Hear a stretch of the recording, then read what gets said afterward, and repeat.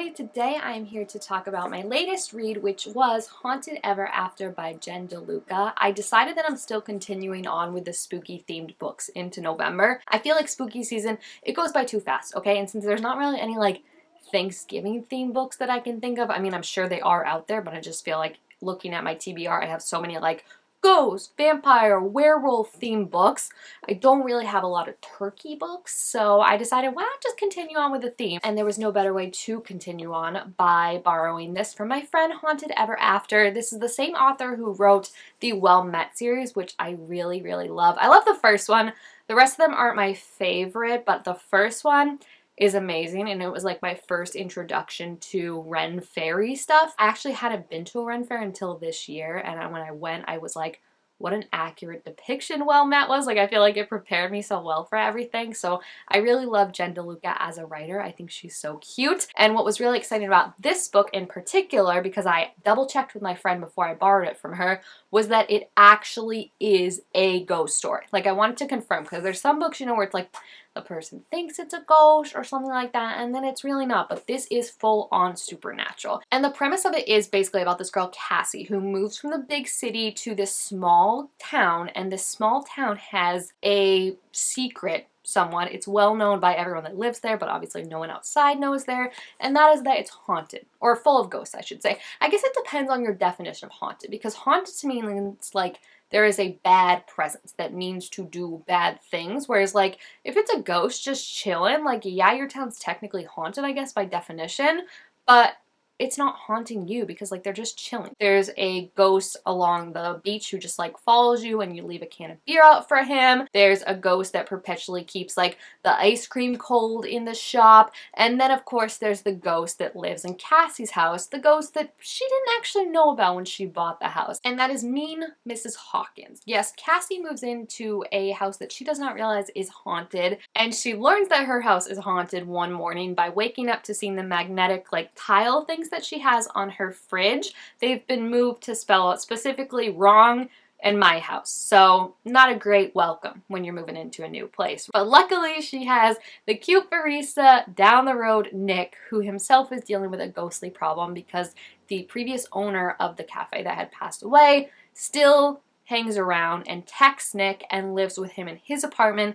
Every opinion he has on basically what Nick is doing wrong with the cafe. So like I said, I really liked that from the start it's very obvious that this ghost concept is actual ghosts. It's not like they just think there's ghosts or like weird things are happening. It's like Cassie moves into this town where everyone's like, yeah, ghosts exist. Like it's just like part of the lore. They all respect it. And it's all just really, really like nice to add that to a like small town feel of like not only is it like the small town feel of everyone knows each other and there's one grocery store and there's one cafe and stuff, but now it's like, oh, that cafe of course is like belongs to the ghost. So I really enjoy just like the setting of that. I've never been like a small town girly, I will say. Like the thought of like a Target being at least 45 minutes away does fill me with anxiety, but I do like the settings. Like I feel like there's just something really cozy about being able to walk everywhere, and it's this heritage and this history that you have, and that's a big thing about what this town in particular is, because obviously the ghosts too are such a big part of the history and everything. So I feel like the setting and the town and everything I absolutely fell in love with, and it was so cute. It was also great because it's dual point of view, splitting it between Cassie, who is an outsider moving into this town, and Nick, who has grown up here, knows the legends, knows the history of it, and seeing how they kind of work together to solve Cassie's ghost problem. I will say we had a rocky start in the beginning for a couple of reasons, okay? So like I said, it's dual point of view with Nick and Cassie, and Nick is the barista at the local coffee shop that Cassie goes to because her computer never charges when she tries to, so she has to go to his cafe all the time to get like her computer charged, get his Wi-Fi, everything like that. Our first introduction to him is that he's this great barista, right? And he makes her an iced cafe latte. And this is gonna be really specific, guys, and I'm sorry, but this is just like, I feel like a thing that probably like medical people, doctors have when watching like Grey's Anatomy, but the man makes her an iced cafe latte by steaming the milk. Like that's a specific part they bring up, and I don't know about you, but for the most part it seems like an extra step to steam the milk when you're making an iced latte. Again, maybe I'm not like a connoisseur of coffee. Maybe that's like the appropriate way to do it. I just know generally 9 out of 10 times when I see people making an iced latte or I make an iced latte, you just pour the cold milk into the iced latte. You don't steam it. And if you think I'm tripping, it is literally like the first like 5 pages. Let me see what it says. Let me see. Do I get this? Because I feel like I'm going like, I sound like this is like not a big thing, but it bugs me. Yeah, she says, iced latte, please, hazelnut if you have it. And then down on the other page it says, she raised her voice over the hiss of the machine as he steamed the milk. Why are you steaming the milk if it's an iced latte, sir? That just adds an extra step for you to now you have to wait for the milk to cool down, or you put it in ice and then it's good. It just doesn't make sense. It doesn't make sense. So that kind of bugged me. There's also like he puts it in a here cup, which like, yeah, but I feel like the majority of places don't do like here cups for ice stuff because it's just like annoying to have to clean like a full glass instead of like a mug. I don't know, maybe I just know too much about baristaing to like truly enjoy this, but that just bugged me. And then there were also just a weird kind of, there's one part in particular that's weird that I was like, ugh, but it all happens like within the first 30 pages, so I moved on after that, but just left like a bad taste in my mouth for a little bit. So it's chapter 2. It's Nick's first chapter. We're finally getting to see his point of view with things. He's serving this Taurus, who obviously like the stereotypical Taurus is just being kind of annoying of like wanting specific types of milk when it's like clearly like, hey, I just make coffee and stuff like that. And it's fun. Like, it's not like he's been attracted to Cassie or anything. Like, they just met. But they have this line that says big sunglasses, which is the Taurus woman. Big sunglasses leaned over the counter while Nick ran her payment. Her tank top was low cut and Nick wasn't complaining about the view. Like, that's just creepy to me. I don't know. There's something just off-putting about that, and it doesn't fit in with anything we find out about Nick later on. So like, I really could have done with that line just being cut in general, because it's just like, ew. Like, I just feel like it's creepy and weird, and it just turned me off to him for so long that it took long for him to get into my good graces, because that line just completely threw me for a loop. Like, I thought it was so weird and creepy, and it's just not, like I said, what Nick is for a character afterwards, so I wish they had cut that out entirely. Other than that, though, I really love the book. Like I said, I love Cassie and Nick. I think what's interesting about their relationship and what I really appreciate is there's kind of an instant attraction from the start, and they act on that. Like, they're very communicative about how they feel. The one fight they do have is, like, ghost-related. Like, I don't want to get into too much spoilers, but it's not even anything, like, kind of in their control. I like that it's not this, like, oh, we like each other, but we're not going to actually get together till the last third. Like, they are pretty open about wanting to be with each other. They go on dates throughout the book, and there is no third act breakup, which I feel like I'm just so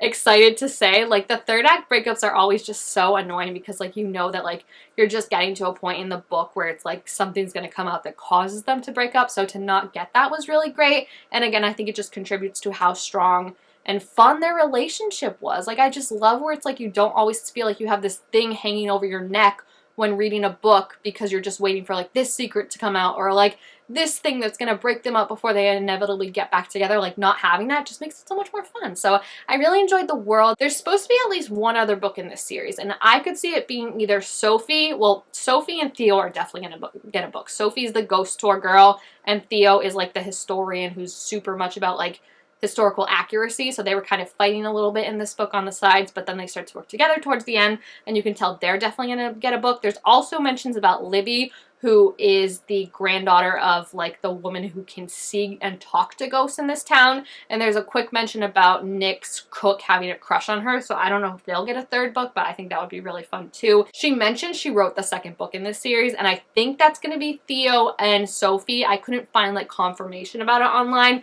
but I do feel like it's going to be them next, and then maybe Libby and Ramon for the third book. But I really, really love this world she's created. Like, I just think it's so fun. Like, the vivid imagery of like, you can picture the shops, you can picture like the chill when they get into this certain part of town that has like a cold zone for no reason because of the ghost. Like, I think it's just really nice, and I feel like I also really like Cassie in general, because the reason she's kind of moved to this and wanted like a fresh start and everything is because everyone in her life around her, like her friends, her co-workers and everything, they're starting to have those like monumental moments where it's like they're getting married, they're having kids, so it's like the group chat is all about like play dates or something that they're doing together as mom friends, and she feels like left out and like she doesn't really have a big accomplishment of her own. So she ends up buying this house in this town. She feels left out from group chats and stuff like that still, and it's like she's got this stuff going on with like investigating this ghost and liking Nick and moving to this town and everything, but she still feels like she doesn't fit with those people anymore, because it's like she just could bring something up in the group chat and no one really responds to it,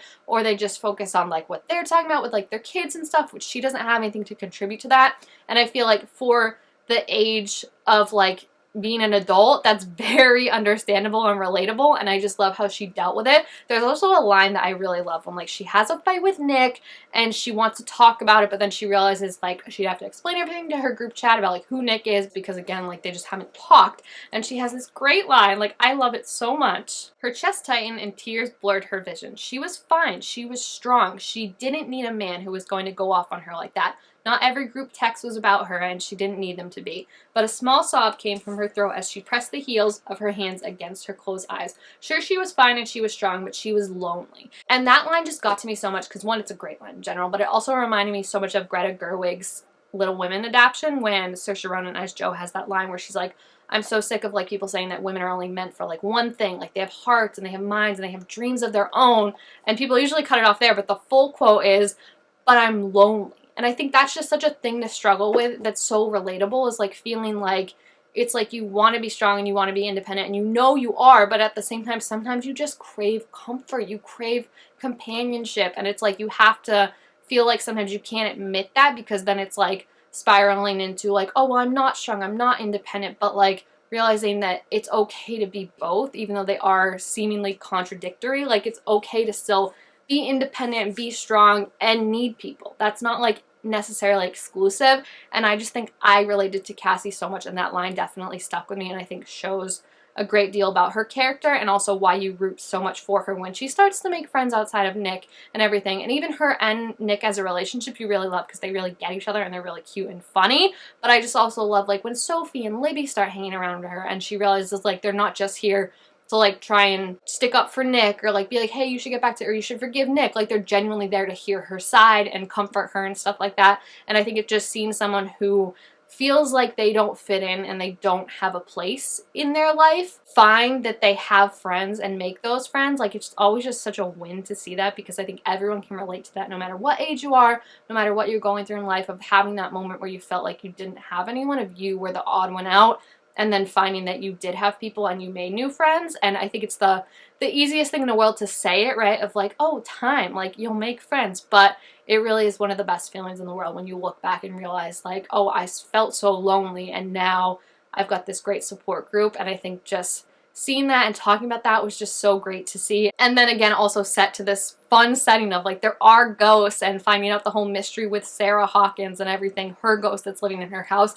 I will say at the end, I did dock it a star, because at the end, it got a little on the nose for me of like pointing out misogyny and everything like that. Again, I'm pro like, imagine I'm like, I'm pro misogyny. No, I'm pro like pointing out, calling that out, but sometimes it's a little on the nose of like, Dora the Explorer, like, can you find the misogynistic saying in this? And there's like a part, again, I don't want to get into spoilers, but like, okay, spoiler real quick. Okay, just skip ahead like a minute if you haven't, because I just need to talk about this. There's a part where they're confronting the misogynistic ghost, which is Sarah's husband, living in the house, who's like just wanting Nick to control her. He's taking over Nick and possessing him to like be like, you should control Cassie. She's your woman. Like she needs to have kids. She needs to not work. She needs to just like know her place, right? And all that is fine and dandy. Not what he's saying, but just like that feels not too on the nose. But then there's a part where she's like trying to get him angry, the ghost, to like burn him up from the inside, and she's saying like, oh, women can do this, women can do that. Again, great, like that didn't feel anything bad. But then she specifically is like, you know what I'm gonna do? I think I'm gonna go out and buy another credit card. And it literally says like, she whispers seductively, and then it's like, oh, what's the other part with it? Because it's just that line where I'm like, get out of here. Oh, here it is. But do you know what I'm gonna do? She puts her hands up, cupping his face in her palms, her voice a little murmur. I think I'm going to take out another credit card, maybe even. She wet her lips with the tip of her tongue, leaned in and whispered in not Nick's ear, the ghost, as seductively as she could, vote. Like, it's just like, what? It's like, it was like, oh my gosh, this is like fun, I'm immersed, and then it's just like this girl like twirling her hair and being like, I'm gonna buy a credit card and vote to like scare this ghost off. I'm like, okay, I get it. Like, the man does not want women to do anything, but like the seductive part I didn't need. That was weird. So that knocked it down a star for me, but I still ended up giving it 4 out of 5 stars, which is way better than I thought it was gonna be, considering the first 2 chapters when I was angry about steaming milk for an iced latte and Nick commenting on looking down a customer's shirt. So started from the bottom, we're here, dipped down a little, but we're still up there, you know? So I really, really enjoyed it, and I love the world. That's why I'm excited that there's going to be more in the series to explore, and I feel like every character, if I have the characters right of who's going to be the like love interest and the main characters in the next one, has kind of a different position. So it'll be fun not only to see like Cassie and Nick as side characters and see like what they're up to now, but also like Sophie, she's the ghost tour like person that's working on that.